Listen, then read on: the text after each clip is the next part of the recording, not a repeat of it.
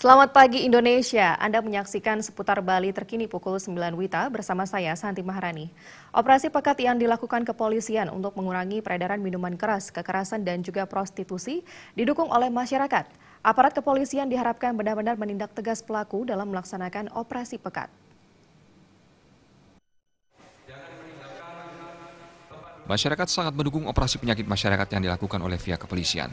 Operasi masyarakat ini dilaksanakan untuk menjaga ketertiban dan keamanan di Bali. Operasi pekat berdampak baik bagi kondisi daerah karena mampu mengurangi penyakit masyarakat seperti peredaran minuman keras, kekerasan, dan prostitusi.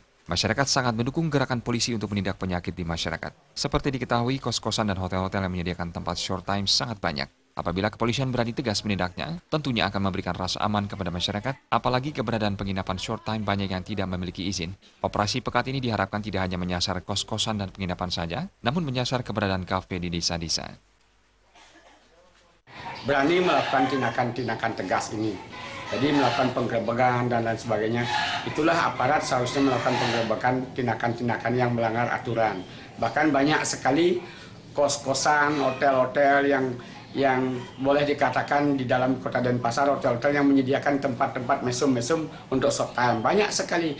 Kalau untuk kegiatan dari kepolisian yang untuk memberantas kriminal yang ada di bar-bar atau kafe-kafe kayak kos-kos itu, saya sangat mendukung. Yang saya khawatirkan kan terutama si anak saya, keluarga saya, nanti pergaulannya gimana.